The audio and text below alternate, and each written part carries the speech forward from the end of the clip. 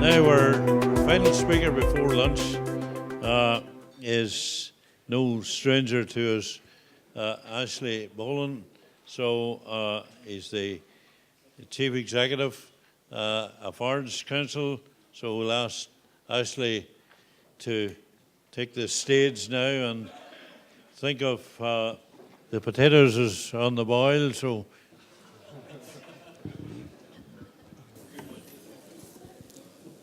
Thank you, Chairman, for inviting me to come along today. You always seem to wheel chief executives out before lunch. I'm not sure if that's to spoil the party or not, or to make us talk faster than usual, but I'll try and cover the things I want to cover fairly quickly. Who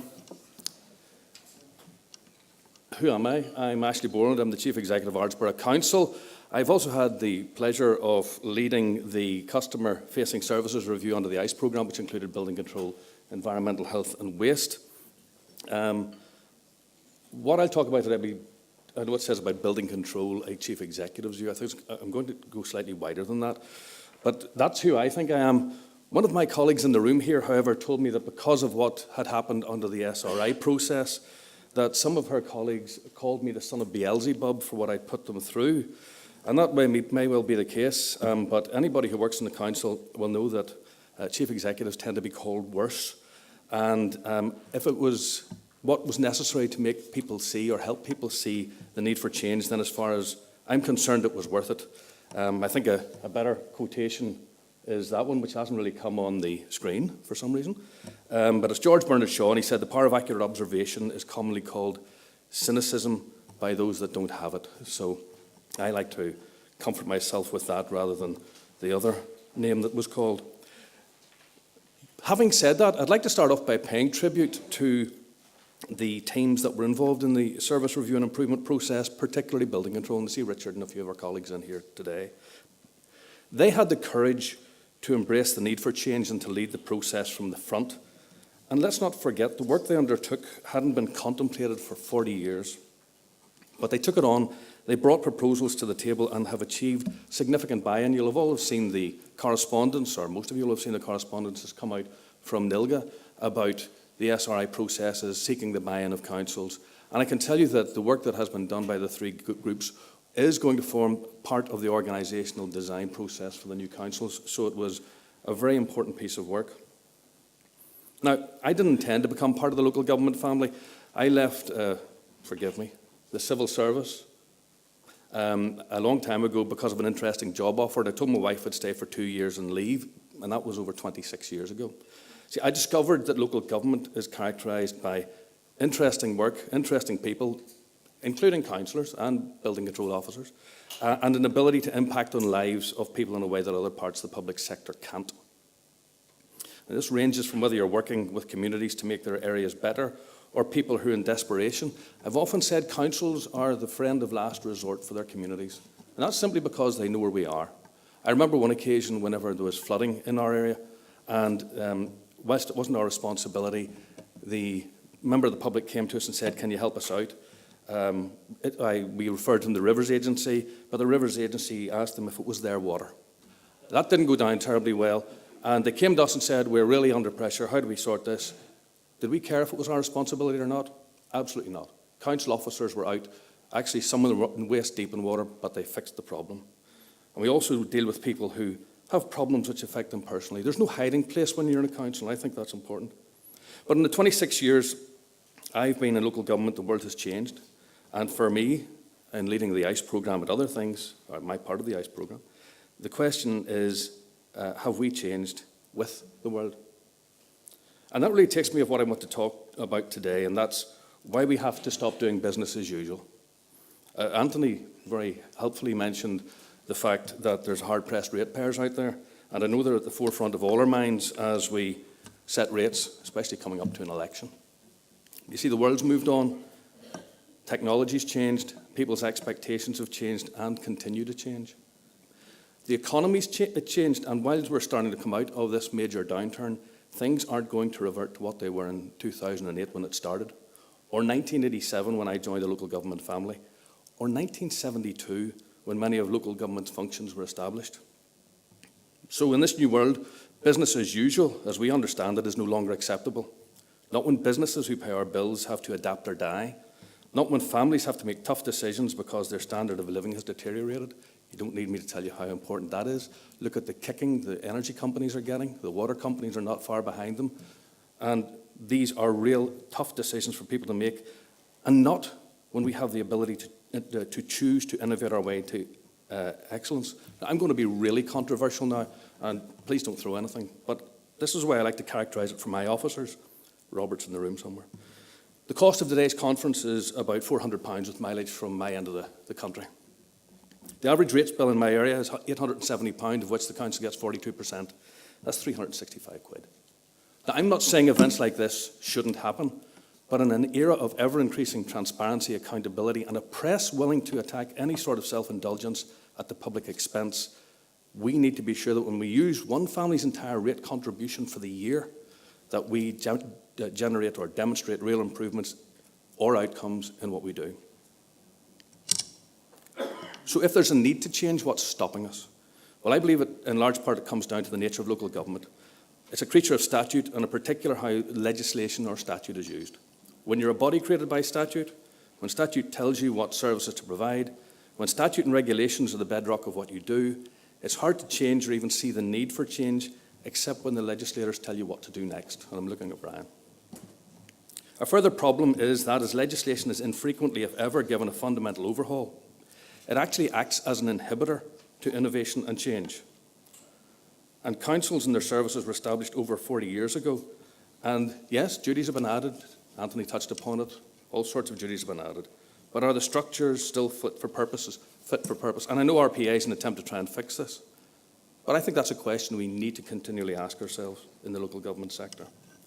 Then there's us. As human beings, psychologists say we have a status quo bias. It's not about playing guitars with long hair. It's about an inbuilt dislike of change. And I know you'll have all seen it in your organisations, as I have seen it in mine. I've seen people react adversely to small changes and move from one office to another office up the corridor. I remember one case, a person was asked to move a few metres, they suffered stress, they went off, and there was all the attendant industrial relations issues. Maybe John Maynard Keynes said it best, difficulty lies not in the new ideas, but in escaping from the old. Warren Buffett, who's well known in the world, puts it another way. The chains of habit are too tight to be felt until they're too heavy to be broken. So what path should change follow? Well, there's many books written about this. I'm not going to talk about change processes. I'm just going to try and give you a simple graphic about how change should appear, the path of change. It's called the sigmoid curve. It's published by Charles Handy, a writer on management issues. In his book, The Empty Raincoat, it's from about 1992. It's a very interesting book to read and very relevant even today. And what he says is that any project, any organisation will follow that general curve, where you go through a period of growth and eventually go to a period of decline. The point at which you start reviewing or moving on or taking another project forward is point A, not at the top of the curve, but at point A when you still have energy and time to move things forward. I actually believe, because of the inhibiting effect of legislation and the way it works in connection with councils, we're at point B and beyond. We actually are forced into a situation where we stagnate. So, how do we make sure local government doesn't stagnate? Well, let's have a quick look. What's changed since 1972 when our functions were established? That's very small. It was much bigger than my computer.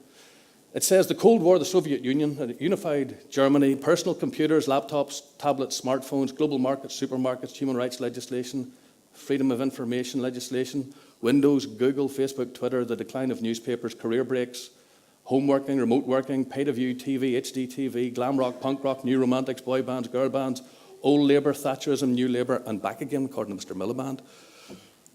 The important thing is, if you look at that and say, well, how did we not change over the 40 years when all of those things have changed and the world has moved on that much? I think it's a real test for us.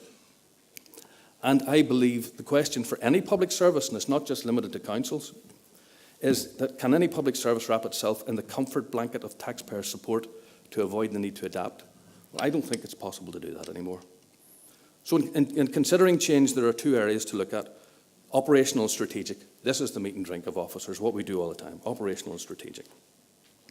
At the very least, I believe from an operational point of view, we should use the SRI tool and the ICE programme to make sure our service is the best it can be operationally. That's the Service Review and Improvement tool. It's a simple process that's indicated in the ICE Case for Change programme and what the building control, environmental health and waste guys went through.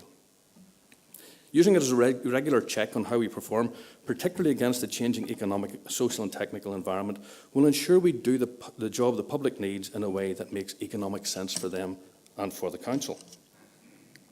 For example, each council spends money, tax money, to improve the local economy. We all have economic development functions. But have we thought how we can deliver the services we provide or commission the services we provide in such a way that they will have a positive economic or social impact in other areas, particularly if we choose a different or a right delivery model? Let me give you an example of how sometimes this doesn't work. I was involved, and probably still am technically, in a body that was designed to improve the local economy. And it used hotels to hold its meetings. And by doing so, it put some money back into the local economy, back into local business. But then it had a look at its accounts and it said, we're spending a tidy sum on the use of hotels. We need to do something else. So it applied to Europe and got funding to build its own meeting space. Sounds fantastic. Look at the actual transaction that occurred. It ended up with European funders using European taxpayers' money to take business away from the local economy. I don't believe that type of muddled thinking has a place anymore in the new reality we face, not just economic, but other types of reality. And what of the future? Well, if you've looked at the part of the local government reorganisation bill that deals with performance improvement, you'll see that things have to change. Some of you may not have had the chance to look at the new legislation, so I'll let you know that it says that each year, each council must set itself objectives for continually improving the exercise of its functions. Those objectives must improve the exercise of the function or functions in at least one of the following ways. Oh no, that's not the right one. Oh, there's a slide missing. I'll read it out anyway. You must improve the exercise of the function or functions in at least one of the following ways: strategic effectiveness, service quality, service availability, fairness, sustainability, efficiency, and innovation.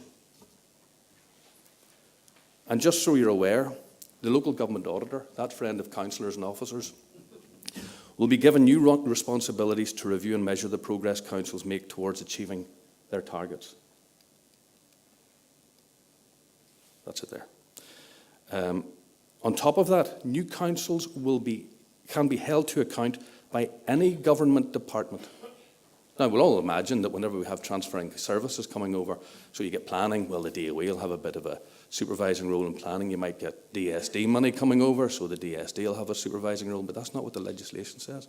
Legislation says any government department can hold you to account, and I don't know how that works. Many see these arrangements about performance management in the bill as a large legislative sledgehammer to crack a moderate performance nut. But ask yourself, and I've certainly been asking myself, if we as a sector have been demonstrating real high performance with a strong innovative streak, evidenced by others, would the department have felt justified in introducing this measure? And that takes me to the strategic aspect of legislation. I think legislation should reflect the needs of the community and the service provider, not the wishes of a political elite or civil servants. It should be a tool that we can use rather than a straitjacket that holds us back. Therefore, a different type of dialogue is needed with the legislators. Now, I'm aware, and Brian will be thinking about the partnership panel that's in the new legislation, the reorganisation bill, and I look forward to seeing a real and dynamic conversation develop between local government and the legislators to enable us to be the best we can be, and primarily to prevent us becoming a delivery arm of central government. That I see as the real danger for local government in the future. Local government of the future, I believe, must have the ability to adapt, to change quickly, and to innovate, and to do all of those things in response to need. In a 24-hour news world, we can't be the lumbering dinosaur that takes weeks to respond to changing circumstances. But the dialogue that I'm talking about with legislators needs to have its roots in the people on the ground, people like you in this room who know what the public needs, who understand the economic realities at a local level, and are recognised by the public for the contribution they make, which is why the major review carried out by you and your colleagues is so important. I believe it's the first step in a significant journey that the whole of the local government family must make. So I want to pay tribute again to the pathfinders in this room who've led the way, and I want to encourage you to become the best you can, to innovate and to continue to lead the way in the delivery of public services. And I just want to leave you with a final quotation, which I think might be of some use to you. That's a quick rush through it, Chairman. Thank you very much.